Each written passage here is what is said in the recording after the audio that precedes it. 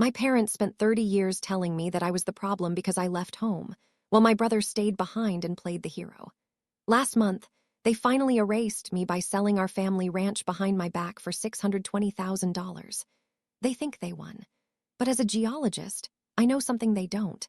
They just sold the skin of the land for pennies, while I'm sitting on the $4.7 million heart of it. If you're ready to see how a greedy family's attempt to cut me out of a $600K sale backfired into a multi-million-dollar payday for me, you're in the right place. This is real Reddit revenge. My name is Casey Miller. I'm 32, and I spend my days working as a geologist in the high-altitude hustle of Denver, Colorado. About 3 months back, my parents pulled the rug out from under me and sold my late grandpa's ranch in Enid, Oklahoma, for a cool $620,000. They did a 50-50 split with my brother, Jackson, and had the nerve to tell me Pop didn't leave a will. They looked me dead in the eye and said there was zip, zilch, nada left for me. But here's the kicker. What they didn't check, what none of those greedy geniuses thought to investigate, was what was sitting right under that red Oklahoma dirt. You see, my grandpa did leave a will, and in that legal document, he carved out one specific thing from the property before he passed away, the mineral rights. He left those rights to me. Only me. The geological survey I just finished came back at a staggering $4.7 million. There is a massive lithium deposit sitting right beneath the ranch my parents thought they unloaded. Here is the play-by-play of how a $620,000 backstab turned into a $4.7 million inheritance. Welcome back to Real Reddit Revenge. This is the spot where everyday people find the backbone to reclaim what's theirs, not by throwing a temper tantrum, but with cold, hard facts and receipts. If you've ever been the one the family tried to screw over, this one is for you. Smash that like button, drop a comment, and make sure you're subscribed for the payoff. The ranch was tucked away about 11 miles south of Enid on a dusty two-lane blacktop. In the summer, it smelled like fresh-cut hay, and in the winter, it had that sharp, metallic scent of frozen iron. We're talking 200 acres of that classic red clay soil, a creek that turned into a cracked bed in August and a muddy mess in April, and a barn that leaned a little to the east, just like the prairie wind. My grandpa, Sela's Pop Miller, built that legacy from the ground up.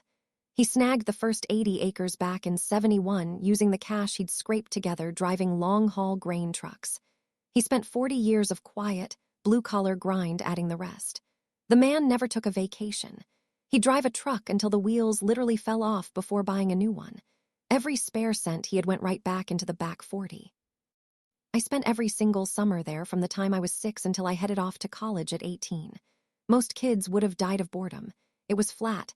The nearest neighbor was a mile away, and it was just endless sky and dirt. But Pop made that dirt feel like a treasure map. He'd squat down in the middle of a field, grab a handful of that red clay, and show it to me. "Look here, Casey girl," he'd say. "Most folks see a wasteland, but there's an entire world living under your boots." I'd dig my hands in until the red stains were packed under my fingernails. I wore those stains like a badge of honor for days.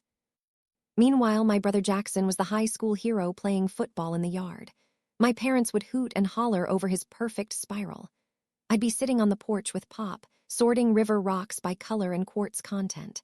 My parents would just roll their eyes at me. "She's gonna be one of those science geeks," Pop told my mom once over dinner. My mother just scoffed and said, "No, she's just going to be difficult." Pop passed away on a Tuesday in March. By Friday, my parents were already counting the money. The funeral was that Saturday, 70 people crammed into a country church built for 90. Pop knew every soul in Garfield County, and most of them showed up in their best boots and starched shirts. I almost missed the whole thing. My mom didn't even call me until Thursday night, barely 48 hours before the service. I was out on a remote project site in western Colorado, 3 hours from the nearest tiny airport. She claimed she forgot. She said things had been hectic, like she was telling me the local grocery store was out of 2% milk.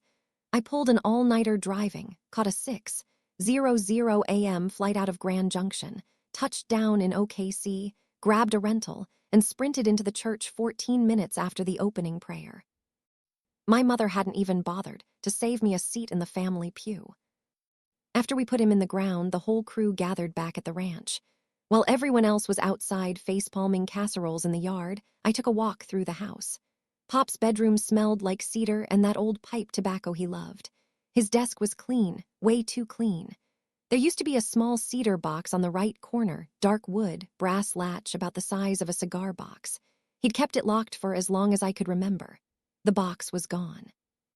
I caught my mom in the kitchen and asked, "Where's Pop's cedar box, the one from the desk?" She didn't even look at me, just waved a hand dismissively. "Oh, that old junk, your father tossed it." I looked at her and I knew she was full of it. I'd seen that poker face 1,000 times, chin up, eyes locked on a spot 3 inches past my ear. In the hallway, Jackson grabbed my arm. "Don't start drama, Casey. Just let Mom grieve." I yanked my arm away and kept my mouth shut. You need to understand the Miller family dynamic to get why this betrayal was so predictable. There were 2 of us. Jackson, the golden boy at 35, and me, 3 years younger. To my parents, Jackson was the trophy. He played ball, stayed in Enid, and married a local church girl. He worked at a farm supply store until it went belly up, then started a landscaping business that was basically a money pit. Didn't matter. Jackson stayed. That was the only currency that counted in our house. I was the problem child because I asked questions. I read books they couldn't pronounce. I applied for scholarships in secret because I knew Mom would call me pretentious. When I got into OU on a full ride, my mom's only response was, "Well, I hope you're happy because your father and I aren't spending a dime on it." I hadn't even asked. My dad, Bill, just signed whatever my mom put in front of him. Always did. He was the kind of guy who thought silence was the same thing as peace. He'd just sit in his recliner, watch the Weather Channel, and let Sandra run the family like a North Korean dictatorship. I used to call the old kitchen landline, the one with the tangled curly cord pop installed in the 80s. My mom would pick up, talk for 45 seconds about Jackson's latest lawn mower or Jackson's kids, then suddenly have to go. "You left, Casey. Jackson stayed." That was my father's standard excuse for everything, a one-sentence closing argument for why I didn't matter. I didn't see the freight train coming yet, but I should have. 3 weeks after the funeral, my phone buzzed at 7:42 a.m. Denver time. My mom never bothered with time zones. "Casey, I need to fill you in on your grandfather's estate." I put my coffee down. "Okay, shoot." "Pop didn't leave a will, Casey. There's nothing for you." She said it flatly, like she was reading a grocery receipt. "We're selling the ranch. Your father and I need the cash. Our roof has been a sieve for 2 years and we're broke. Jackson needs his share, too. His business is hit or miss and he's got kids to feed. You've got that fancy corporate job in Denver. You'll be fine." I stared at the wall of my apartment, at my geological maps and my shelves of field manuals, the life I built without a single handout from them. "Shouldn't we at least talk about this?" I asked. "The ranch was Pop's entire life." "There's nothing to talk about. You aren't here. You haven't been here in years." I pressed my thumb into the counter until it turned white, not because I was crying, but because my geologist brain knew something was off. Pop was a perfectionist. He labeled every jar of nails in his shop. He kept tax receipts in shoeboxes sorted by month going back to 1978. A guy like that does not die intestate without a will. "Okay, Mom," I said. "Thanks for the heads up." I hung up and sat there for 45 minutes in total silence. Then I fired up my laptop and hit the Garfield County Public Records. It took me all of 11 minutes to find the listing. 200 acres, Garfield County, okay. House, barn, creek access, listed at $620,000. The listing had been live for 6 days. I pulled the comps for the area. 200 acres of prime ag land in that county usually goes for $750K to $850K. My parents had priced it nearly $200. Zero under market value. They weren't just selling, they were unloading it before anyone could ask questions. I called Jackson. Did Pop really not leave a will? His voice got real defensive real fast. Mom said no. Why do you always have to be so difficult, Casey? Why can't you just let things be? I'm just asking a question, Jackson. Mom handled the legal stuff. Talk to her if you've got a bone to pick. I hung up and went back to the listing. That's when I saw it. In the fine print under property details, in a font so tiny it was practically a smudge. Surface rights only. I read those 3 words 4 times. I leaned back and stared at the ceiling. In my world, surface rights only is a massive red flag. It means that at some point, someone legally detached the mineral rights from the land. Whoever buys that ranch gets the house, the dirt, and the view. They don't get a single atom of what's underneath. My dad texted me that night. Your mother said you were bugging Jackson. Let it go, Casey. You left. Jackson stayed. That's just the way it is. I didn't text back. I was too busy deep diving into Oklahoma mineral law. The next morning, I pulled the county filing for $8. It was an affidavit of heirship filed by my parents 11 days after Pop died. It claimed 3 things. 1, Pop died without a will. 2, the only heirs were my dad and his 2 kids. 3, and this is where I saw red, it claimed that I, Casey Miller, had voluntarily relinquished my claim to the estate. I read that 6 times. My name, my supposed giving up of my rights, on a legal document I'd never seen and never signed. This was a straight-up forgery. I called my coworker, Renee. She's a genius with a master in environmental geology and a minor in pre-law. Renee, hypothetical for you. If someone files a fake affidavit in Oklahoma, lies about a will, and claims an heir gave up their rights when they didn't, what are we looking at? Renee didn't even hesitate. That's felony fraud, Casey. That's a crime. The probate courts absolutely despise it when heirs lie to cut someone else out. I thanked her and hung up. I didn't call my parents. I didn't call Jackson. I didn't want to give them a second to lawyer up or burn evidence. I needed the one person who would know the truth about Pop, Will, and I had a hunch. When I was 15, Pop mentioned a lawyer. Not the guy in Enid who did the farm insurance, but someone else. My lawyer, Pop had said, not theirs. I remembered the town because it sounded like a storybook, Kingfisher, about 30 miles south of Enid. The kind of place where a man could keep a secret just by filing papers 1 county over. I searched Martin Holloway, attorney, Kingfisher, okay. First hit, Holloway Estate and Mineral Law. I called at 8:45 a.m. A woman named June answered. I'm looking for info on my grandfather, Calvin Miller. There was a long pause. Oh, honey, he's been trying to reach you for 3 months. My blood went cold. 3 months. Since 2 days after the funeral, he sent a certified letter to the ranch. It came back, returned to sender. He called the house, and a woman answered, said you had no interest in family matters and told him to stop calling. My mother, she, intercepted the mail. She lied to this man's face. June patched me through to Martin Holloway. He sounded exactly like a veteran country lawyer should, calm, steady, and patient. Ms. Miller, your grandfather left a very specific will, and he left very specific instructions regarding you. I think you need to get to Oklahoma as fast as you can. I booked the first flight out. You know that feeling when a single phone call shatters everything you thought was true? That was me, sitting in my apartment, holding a warm phone and realized my family was dead to me. If this is hitting close to home, hit that subscribe button. Now, let me tell you what was actually in that cedar box. I touched down in OKC at 2:14 p.m., grabbed a rental, and hammered it north on I-35. The landscape started flattening out into that red earth and wheat stubble I knew so well. I realized I was gripping the wheel so hard my knuckles were white. I forced myself to breathe. This wasn't about feelings anymore. This was a data set. Fact 1. Pop was too organized to die without a plan. Fact 2. My parents filed a fraudulent affidavit to erase me. Fact 3. The ranch was listed as surface rights only, meaning the gold mine was separated. Fact 4. A lawyer in Kingfisher had been ghosted by my mother while trying to give me my inheritance. If this were a soil sample, the conclusion was obvious. The surface looked normal, but the core was rotten. Someone buried the truth, and I was about to dig it up. I pulled into Kingfisher at 3:58 p.m. Just as I was parking, my phone rang. It was the ranch landline, the number I'd called for 14 years. Casey, it's Mom. I've got great news. Her voice was that fake cheerful tone she used when she wanted to pretend everything was perfect. The house closed yesterday. $620K, just like we wanted. Your father and I are putting our half toward that lake house we've been eyeing, and Jackson is finally clearing his debts. It's such a relief to have this all settled." She waited for me to say, "Congrats." "That sounds eventful, Mom," I said, keeping my voice level. "It really is.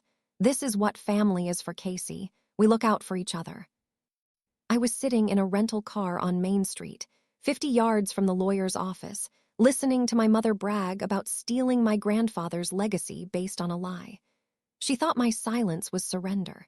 She'd been making that mistake my entire life. "I'm happy for you," I said, and I meant it, because I knew what was coming. "Good, I gotta run. Your father wants to look at boat slips. Love you," she hung up. I sat there for 1 minute. Then I straightened my jacket and walked into Martin Holloway's office. It looked like a time capsule, wood paneling the color of honey, dented filing cabinets, and the smell of old paper. Martin stood up. He was a sharp 65, white hair, and a handshake that felt like a legal guarantee. "Ms. Miller," he said, gesturing to a chair, "I owe you an apology." "For what?" "For not finding you sooner. I sent that certified letter 2 days after the funeral. It came back, returned to sender." "I called the ranch landline," Martin continued, his eyes locking onto mine.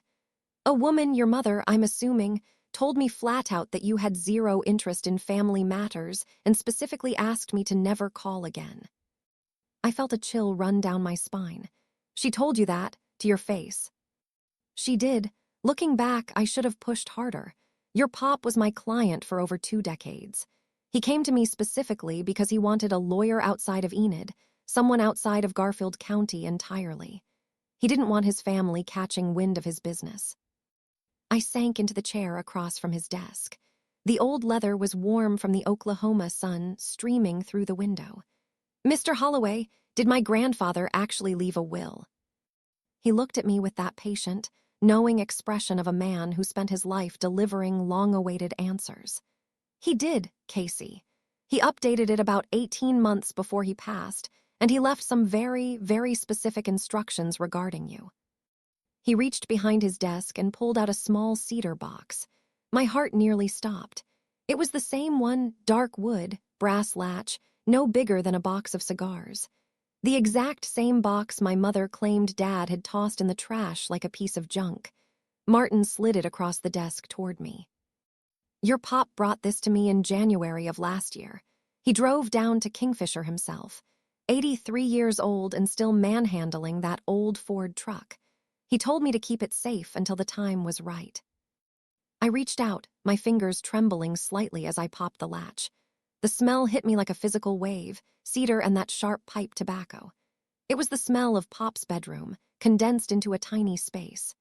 Inside were 3 things: an 8-page will, notarized and dated September 14th, 2024, a 2-page mineral deed, also notarized on the same day, and a handwritten note on a piece of yellow legal pad paper. Martin let me read in total silence. The will was cut and dry. Sela's Pop Miller left the surface property, the house, the barn, and the 200 acres of dirt to his heirs equally. That meant my dad, and through him, Jackson and me. But the mineral deed, that was a different story. It had been filed with the Garfield County clerk 6 months before he died. It transferred 100% of the mineral rights, subsurface rights, and extraction rights to one person, Casey Miller. Just me. I looked up at Martin, stunned. He nodded. "Your grandfather legally severed the mineral estate from the surface estate. The deed is recorded. It's a matter of public record. Whatever your parents sold, and I heard they offloaded that ranch for $620,000, they only sold the surface. They sold the skin of the land, nothing more." I unfolded the handwritten note. Pop's handwriting was shaky, but he'd pressed the pen so hard into the paper it was almost embossed. "Casey girl, they're gonna sell the house. Don't let them sell what's underneath." I set the note down. My hands were finally steady, even if my voice wasn't. "Mr. Holloway, what does this mean in plain English, legally speaking?" Martin leaned in. He'd clearly been dying to explain this when. "In Oklahoma, mineral rights are a separate estate. You can own, sell, or lease them completely independently from the person who owns the dirt on top. When your pop filed that deed, he legally chopped the property in half. two different owners. When your parents sold the ranch, they sold the house and the fields. They couldn't sell the minerals because they didn't own them. You did. What about that affidavit they filed? I asked. Martin's face soured. That affidavit is a joke. It claims he died without a will. He didn't. It claims you gave up your share. You didn't. While the affidavit technically only covers the surface, the lies in it are a massive legal liability. They've got a serious problem on their hands. I sat with that for a second. My parents had forged a story to erase me from the map. They sold the land and split the cash, thinking they'd won. But they only touched the top of the treasure chest. What exactly is under that land? I asked. Martin smiled, not a lawyerly smirk, but a genuine grin. Ms. Miller, you're the geologist, not me, but your pop once told me, and I quote, that dirt is worth more than the house. I'd say it's time you found out if the old man was right. I drove out to the ranch the next morning. The sold sign was still stabbing into the ground at the end of the driveway. The new owners hadn't moved in yet, and the house looked hollow and dark. I didn't even bother going inside. I didn't need the kitchen. I needed the dirt. I'd brought my field kit from the rental car, vials, a hand auger, the whole 9 yards. This wasn't a corporate gig. This was personal. I took samples from 3 spots, the north field, the creek bed, and the southwest corner where Pop used to say, "Something's different about this patch, Casey girl." The red clay filled the vials like wet paint, but I wasn't looking for iron. The sample from the southwest corner had a weird, fine grain and a faint greenish-gray tint. I'd seen that before in lithium-heavy clay formations in Nevada. I sealed the vials, logged the GPS coordinates, and called Renee back in Denver. I need a full elemental analysis on these. Flag anything in the lithium-boron-potassium family. Casey, what are you onto? Renee asked. I'm not sure yet, I said, looking over the 200 acres of red dust. But Pop was. I flew back to Denver that night. For 2 weeks, I pulled double shifts, my regular job by day and lithium research by night. The data was there if you knew where to dig. The USGS had flagged Garfield County years ago for lithium potential. It wasn't as famous as the Nevada deposits, but with new extraction tech, it was a gold mine. I cross-referenced the maps with Pop's land. That southwest corner sat right over a lithium-enriched formation. Pop wasn't a scientist, but he'd spent 60 years walking that land. He'd noticed the way the water tasted metallic and the way the crops grew shorter in that one specific patch. He didn't know the word lithium, but he knew he was sitting on a secret. Jackson texted me during the 2nd week. Hey, Casey, Mom says you haven't called. You good? I stared at the screen. He wasn't checking on me, he was checking for leaks. All good, I replied, just swamped at the office. 3 days later, Renee called me at 4:12 p.m. Her voice had that holy crap tone. Casey, get over here. You need to see these numbers. She had the readouts highlighted in bright yellow. All 3 sites are elevated, but the southwest corner. Casey, the southwest corner is insane. The lithium concentrations were 3 times the regional average. This wasn't a fluke. It was a massive deposit. Renee pulled up a map. If this holds across even half the acreage, you're looking at a payday that'll make your head spin. How big? I asked. Conservative estimate, $3.8 million. If that southwest concentration is the standard, you're looking at $5.2 million. Let's call the midpoint $4.7 million. I had to sit down. That red dirt I used to get under my fingernails as a kid was worth nearly $5 million. Who owns this land, Casey? Renee asked, wide-eyed. My parents sold the surface for $620K, I whispered, but the minerals belong to me. The next day I hired Deanne Carver, a shark of a mineral rights attorney in OKC. She spent 20 years handling split estates and knew the law like the back of her hand. I sent her everything. 2 hours later, she called me back. Ms. Miller, this is a slam dunk. Your pop did everything right. The rights never even entered his estate. They were yours the moment he filed that deed. And that affidavit your parents signed, that's straight-up fraud. She drafted 3 things. A cease and desist for my parents, a notice to the new buyers that I own the ground under their feet, and the paperwork to lease the rights to an extraction company. I don't want to ruin them, I told her. I just want them to understand what they threw away. Diane paused. With all due respect, Casey, they didn't throw it away. They never had it to begin with. A week later, I checked Facebook. My mom had posted a gallery of the new lake house. Blue shutters, a boat dock, the works. She was standing on the pier, smiling like she'd won the lottery. The caption read, "Blessed beyond measure. Family first, always. This is the legacy Daddy Cal would have wanted." Daddy Cal, the man she'd lied about, the man whose lawyer she'd blocked. Jackson had posted his new lifted truck, too, finally getting things back on track, grateful for family. The comments were full of relatives saying how proud Pop would be. My stomach turned. I opened the cedar box in my apartment, the smell of pipe tobacco filling the room. I read Pop's note one more time. Don't let them sell what's underneath. I picked up the phone. Diane, send the letters. They were posting boat photos while my lawyer was filing the legal equivalent of a nuclear strike. The letters hit on a Monday. My mom signed for hers at 11:22 a.m. 47 minutes later, my phone exploded. Brenda called, voicemail, Dad called, voicemail. Jackson called 4 times in a row. On the 5th one, I picked up. "What the hell is this, Casey?" Jackson's voice was high-pitched and frantic.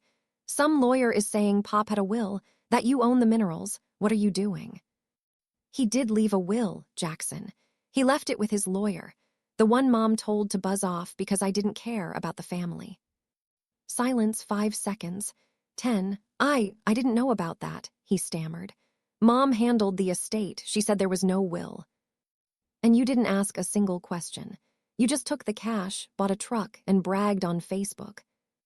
The anger left his voice, replaced by the sound of a man who realized the ground was disappearing from under him. "We need to talk about this as a family, Casey." "Funny," I said. "I waited 3 months for someone to say family and not mean it as a way to screw me over. Talk to my lawyer. Her number, on the letter." I hung up. Mom called the next morning at dawn. She hadn't slept. I could hear the desperation in her voice. But she didn't apologize. She went straight to the guilt trip playbook. "How could you do this to your own mother, Casey? After everything I did for you, I raised you, and this is how you repay me, with lawsuits." "Mom, I didn't file a fraudulent affidavit. You did." "Your grandfather was confused. He was 84. That will isn't valid." "He was lucid, Mom. He drove himself to the lawyer. His attorney will testify to that. You're the one who tried to bury the truth." "You're tearing this family apart over money," she screamed. I let that hang there. It was the perfect DARVO move, deny, attack, and reverse victim and offender. She nuked the family for $620K, and she was calling me the problem. "I'm not tearing anything apart, Mom. I'm just reading the receipts. We can fight this in court if you want, but the deed is already public record. It's been there since 2024. She slammed the phone down. 2 days later, my dad called. He was using his soft voice, the one he used when Mom wasn't in the room. "Casey, girl, your mother is a wreck. She isn't eating. This is killing her. Can't we just sit down? No lawyers, just us." "Dad," I said quietly, "did you know there was a will when you signed that paper?" A long pause. I could hear the Weather Channel buzzing in the background. "Your mother handled all of that," he whispered. "I just signed where she told me to." "You signed a document saying I gave up my rights, Dad. Did you even read it?" Another pause, even longer this time. "We thought we were doing the right thing, Casey," my dad whispered. "We were drowning. The roof was a sieve, Jackson's loans were piling up, and your mother's medical bills from last year. We were underwater. We couldn't wait 6 months for a probate court to tell us what to do." For a split second, I heard a flicker of something real in his voice. It wasn't a performance or a guilt trip. It was just pure, unadulterated fatigue. It was the sound of a 60-year-old man who had spent 3 decades following Brenda's marching orders and was finally realizing the cliff those orders had led him over. "Dad, I get it. I know things were tight," I said, my voice steady. "But you can't sell something that was never yours to begin with." "How much are we talking about, Casey? This mineral stuff?" Midpoint estimate, $4.7 million. The silence on the other end lasted exactly 22 seconds. I counted. Then he just hung up. I called Martin Holloway the following week. Martin, when is the Miller family reunion? Memorial Day weekend. Same as it's been for 50 years. Your pop attended 53 in a row. He told me once it was the only family obligation he actually looked forward to. And where is the party this year? Jackson's new lakefront property, from what I gather. I almost laughed. The reunion was being hosted at a cabin bought with blood money.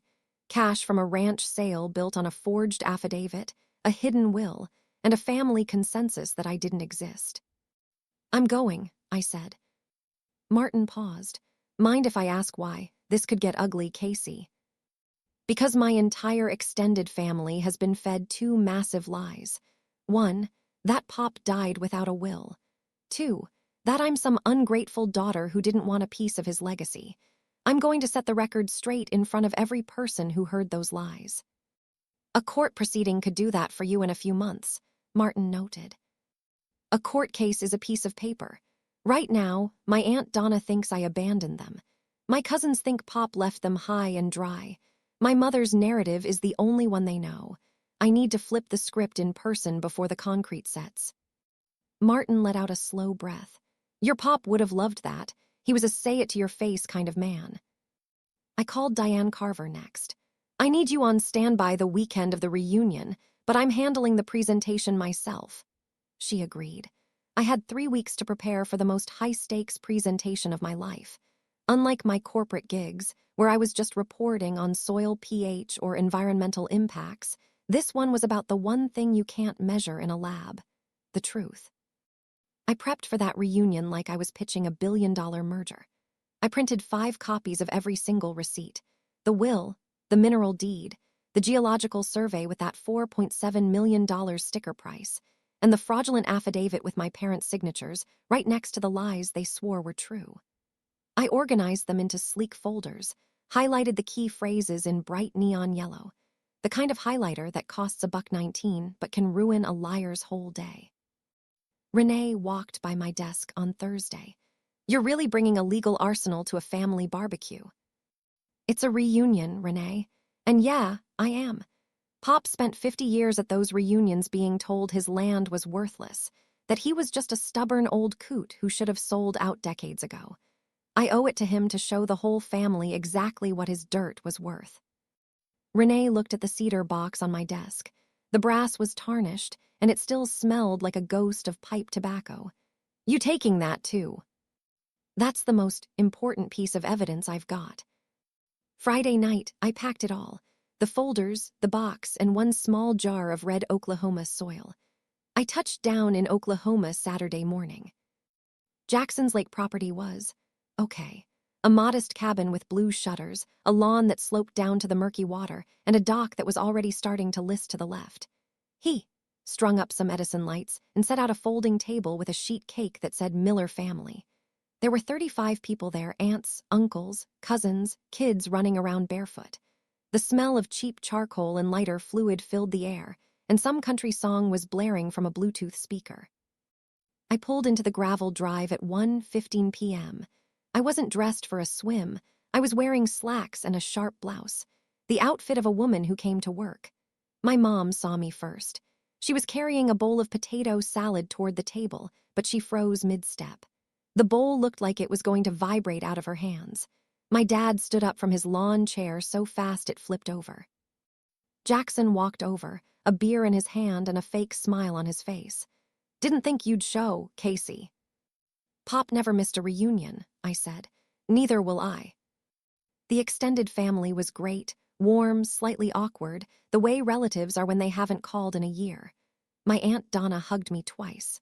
My Uncle Stu shook my hand and told me I was the spitting image of Pop. Donna pulled me aside near the punch bowl. I'm so sorry about Pop, honey. Your mom said you weren't interested in the estate.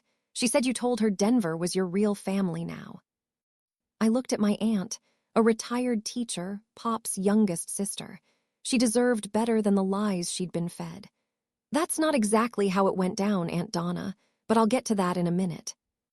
I let 2 hours pass. I played nice. I ate the potato salad. And then I asked if I could say a few words in memory of Pop. Jackson had set up a little memorial area near the water, a photo of Pop next to a candle that kept flickering out in the breeze.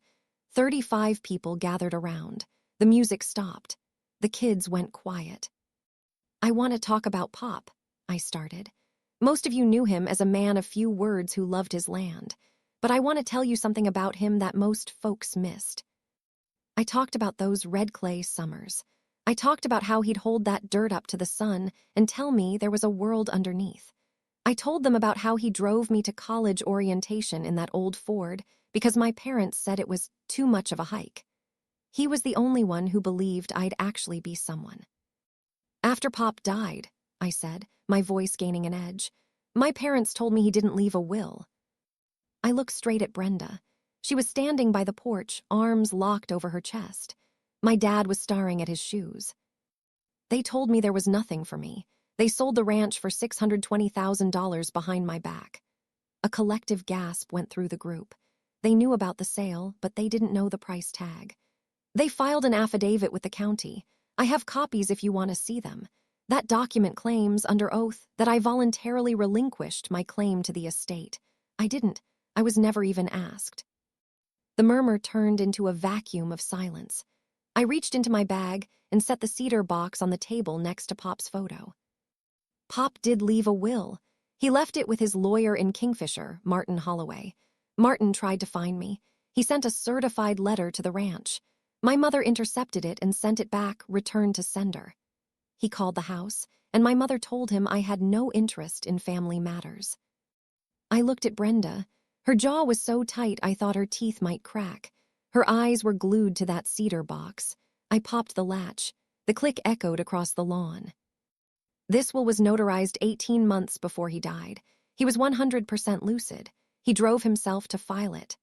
I held up the 8-page document, the gold seal catching the light. The will says the surface property belongs to all of us equally. That means me, too. I was never informed of the sale. I was never given a dime. Jackson's wife dropped her jaw. Uncle Stu set his drink on the grass.